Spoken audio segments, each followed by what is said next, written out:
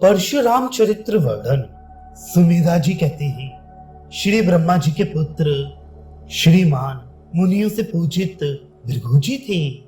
उनके पुत्र च्यवन साक्षात ब्रह्मा के सदृश भूमि पर प्रकट हुए। उनके तपस्या पूर्ण चरित्र के कारण ही सुकन्या के पिता ने विशेष परिस्थिति में धर्म पत्नी के रूप में उन्हें दे दिया। उन्हीं च्यवन महर्षि ने शतकृतु इंद्र को जीतकर अश्विनी कुमारों के लिए यज्ञ भाग सोम का प्रावधान किया। च्यवन के समान ही ऋचिक उसका पुत्र था। उसे राजा गाधी ने अपनी संतान की इच्छा से अपनी पुत्री ब्याह दी।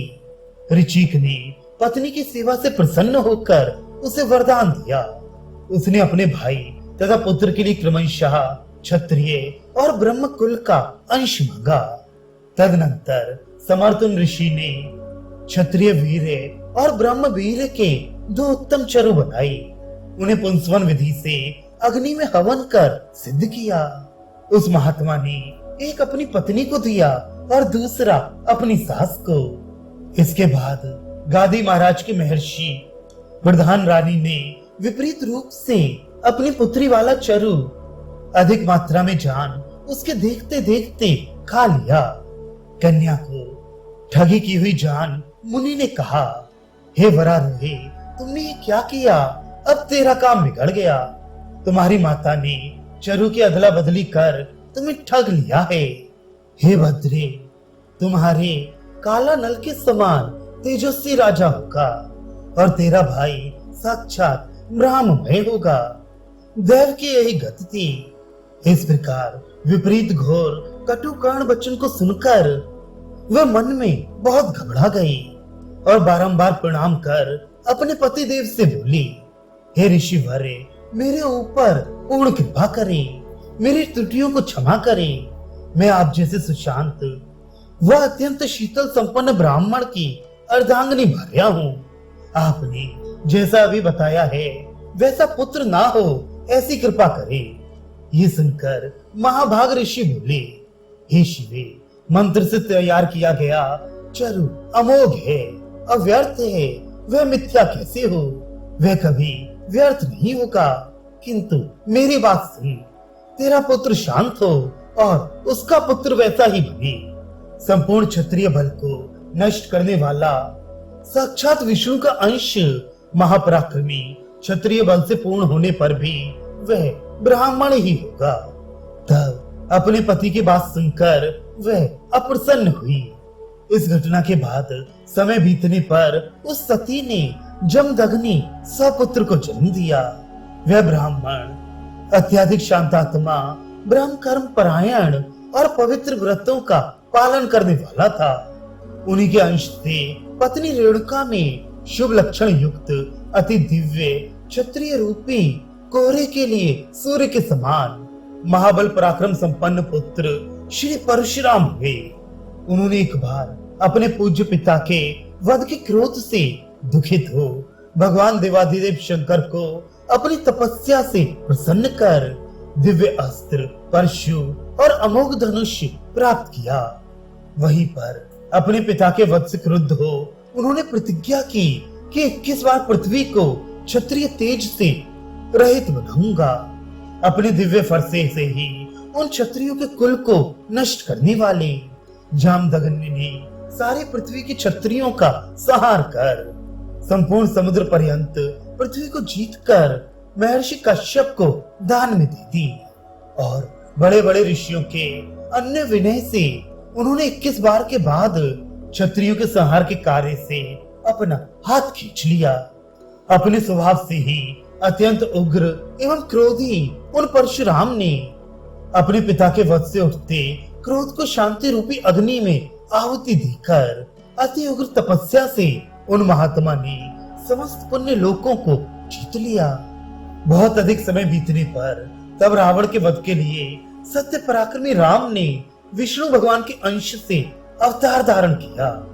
उन्होंने मिथिला के राजा जनक के घर पर रखे हुए शंकर जी के धनुष को उठाकर उसे भंग कर वीरशूल का अर्थात यदि कोई इस धनुष को उठाएगा वही सीता की वरमाला का अधिकारी होगा। सीता से विवाह किया। उस शिव के विशाल सुंदर धनुष को उठाकर तोड़ने के अत्यंत अद्भुत कार्य की सभी लोगों ने बहुत प्रशंसा की। जब श्री परशुराम ने आकाश में जाते हुए विमान वाहक देवगण से ये सब वार्ता सुनी तो श्री राम की उस प्रशंसा को सहन न करते हुए अपने अत्यधिक क्रोध से नेत्रों से उठती हुई अग्नि की ज्वाला से जग को जलाते हुए मानो प्रलय की अग्नि ही जल रही हो, और जैसे एक साथ अति प्रचंड अग्नि पर रखे जल के तप्त होने से उसमें उबाल पर उबाल आते हैं, वैसे ही उस तपस्वी श्रेष्ठ में शिव धनुर्भंग को सुनकर क्रोधावेश की गंभीर प्रतिक्रिया हुई। अरे इस क्षत्रिय धम का मद मैं आज ही चूर्ण विचूर्ण करूंगा। ऐसा कहते हुए अपने कंधे पर परशु रख और वाम हस्त में वैष्णव अस्त्र धनुष संभाले हुए वे अपने निवास स्थान से चले। इसके बाद देव ऋषिगण ने श्री परशुराम को जब क्रोधारुष्ट देखा तो वे बोले, फिर तो ये सारी पृथ्वी को आज क्षत्रियहीन बना देगा। उस प्रबल परशुराम के भीषण क्रोध से सारी पृथ्वी थर-थर कांपने लगी। उस समय श्री परशुराम क्रोध से ऐसे तमतमाए कि उस ज्योत से उनके मुखमंडल की कांति से सूर्य नारायण की कांति भी दुमिल बढ़ गई। सारे अंतरिक्ष में धूल छा गई और सारे के सारे समुद्र जैसे प्रलय काल में अपनी मर्यादा छोड़ देते हैं, वैसे ही अपने तटवर्ती प्रांतर को छोड़ सहसा बढ़ने लगे। इस प्रकार जब श्री राम अपने विवाह के उपलक्ष्य में आयोजित उत्सव को संपन्न कर सेना के साथ लौट रहे थे, तब परशुराम जी के रघुकुल तिलक श्री राम से भेंट होने पर वे बोले, हे क्षत्रियाधम राम, तू अपने बल के अभिमान में पूर्ण और अत्यंत मलिन बुद्धि का हो गया है। तू अपने आप को शूरवीर मानने वाला है और तूने ना करने योग्य कार्य किया है। क्या तूने अब तक नहीं सुना कि मैं वही क्षत्रियों का अंत करने वाला राम हूँ? अपने गर्व मद में मेरी अवज्ञा करके ये अपराध किया गया है। मेरे क्षत्रिय घाती इस फरसे की धार आज भी निर्बल नहीं हो गई है। आज तू जो बुरा कर्म कर चुका उसका फल अवश्य भोगेगा। मेरे फरसे की धार आज बहुत समय से प्रतीक्षमान तेरे कंठ के छेदन करने से निकले हुए गरम गरम खून से अपनी पारणा करेगी। दुष्ट पुरुषों को कभी भी क्षमा नहीं करना चाहिए। किसी रोग के आने पर उसकी उपेक्षा करने से वह वैसे ही देह विनाश का कारण बनता है जैसे सर्प को दूध पिलाना। मैं शांत ऋषि जीवन बिताने वाला होने पर भी अपने गुरुदेव के अपमान को कैसे सहन करूं? उस पर भी पैरों तले रौंदे हुए आग के समूह के समान मेरे जीते जीते गुरुवर्य कैलाशवासी भगवान चंद्रशेखर के धनुष का तुझ नीच क्षत्रिय बालक ने तिरस्कार किया। खेद है और आश्चर्य है कि ऐसे धिक्कारने योग्य कार्य के करने पर भी जो समय का परिवर्तन हुआ है वह असह्य है। इसमें क्षमा करने से कोई गुण लाभ नहीं मिलेगा। इस प्रकार श्री परशुराम के कहने पर कमल नेत्र श्री राम ने श्री परशुराम के चरणों में साष्टांग दंडवत प्रणाम कर उनका अभिवादन किया और बारंबार हाथ जोड़कर उनसे क्षमा याचना करते हुए सत्पुरुषों को क्षमा ही इष्ट है ये कहा। इस प्रकार ब्राह्मण भक्त श्री राम ने हाथ जोड़ उनसे क्षमा मांगी, परंतु फिर भी उस प्रचंड तपस्वी का क्रोध शांत ना हुआ जान। उनमें जैसे ये रोष और अधिक उठ गया हो और बारंबार अपने गुरु के अपमान का तिरस्कार करने को तैयार ही हो रहे हैं। तब श्री राम बोले, हे परशुराम, आप ब्राह्मण हैं, आपको मेरे ऊपर क्षमा करना ही इष्ट है, क्योंकि हम रघु के वंश वाले ब्राह्मणों पर शस्त्र का प्रयोग कुंठित ही रखते हैं, अर्थात कभी नहीं करते। आप मेरे कंठ का छेदन अपनी इच्छा अनुसार कर सकते हैं। हम रघुवंशियों के लिए ब्राह्मण और गायें सदा ही पूज्य हैं। इस प्रकार महाराज ककुत्स के वंशज श्री राम के कहने पर फिर परशुराम के क्रोध को अधिक बढ़ने का अवसर मिला। जैसे हवनीय द्रव्यों के अग्नि में डालने पर जल का प्रक्षेप उस जलती अग्नि की लपटों को द्विगुणित प्रज्वलित कर देता है, वैसे ही श्री परशुराम बहुत अधिक क्रोधावेश में हो गए। अब उन्होंने श्री रघु के वंशज राघवेंद्र श्री राम से कहा, हे क्षत्रियाधम, तू वास्तव में अत्यंत धृष्ट है। क्या तूने मुझे ब्राह्मण जाना है? मुझे तू क्षत्रियों के ही समान मृत्यु समझ, और तू मुझे अपनी मृत्यु ही निश्चय रूप में क्यों नहीं समझता? तब श्री रघुवर ने कहा, मैं आपको रेणुका के पुत्र के रूप में जानता हूँ।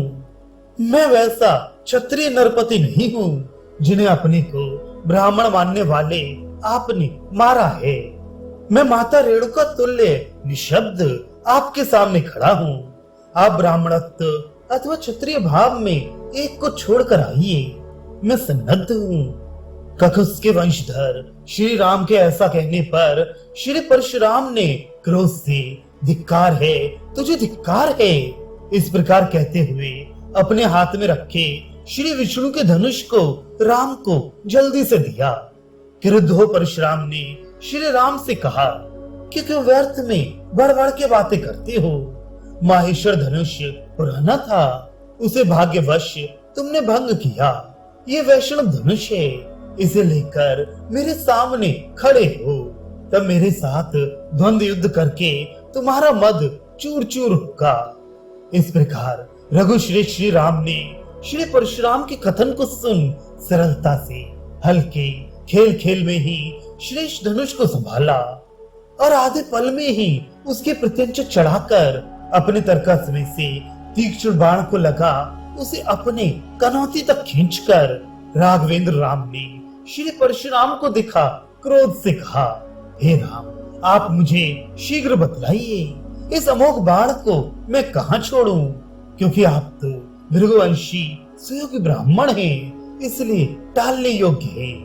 मेरे धनुर्विद्या के गुरुदेव श्री विश्वामित्र के संबंध से आप आतताई अर्थात मारने की इच्छा करने वाले होने पर भी मेरे गुरु हैं। सो आप बाण का लक्ष्य बताकर कहिए शीघ्र न छूट जाए, उस प्रकार प्राण रक्षा का उपाय करें।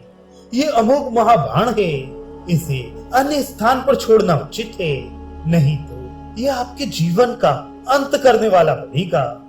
इस प्रकार राघव श्री राम का कथन सुनकर और उसका अद्भुत पराक्रम देखकर उसे साक्षात अन्वय परमात्मा और मानवातीत श्रेष्ठ व्यक्ति समझ श्री परशुराम ने अभिवादन कर अवतारिक पुरुष के रूप में उनकी स्तुति की। हे राम, मैं तुम्हें प्रकृति से उच्च परमात्मा पुरुष जानता हूँ। जगत की रक्षा करने के लिए तुम नट पुरुष के समान अवतार लेकर आए हो। मैंने बहुत उग्र तपों द्वारा कई पुण्य लोकों को प्राप्त किया है। उन्हें बाण का लक्ष्य बनाने के लिए तुम्हें सौंप मैं अपने जीवन की रक्षा करता हूँ। इस पर श्री राम ने तथा स्तु कहकर उस अमोघ बाण को छोड़ ब्राह्मणों को अत्यंत सम्मान देने वाले उन आज्ञानुवर्ती राम ने श्री परशुराम की सादर वंदना की। वह बोले, हे भगवान, आप मेरे कहे हुए कटु वचनों के लिए क्षमा प्रदान करें। इस प्रकार उसके वचन को सुनकर श्री परशुराम लज्जित हो प्रणाम कर प्रदक्षिणा क्रम से जैसे आए थे वैसे ही अपने आश्रम की ओर पधार गए।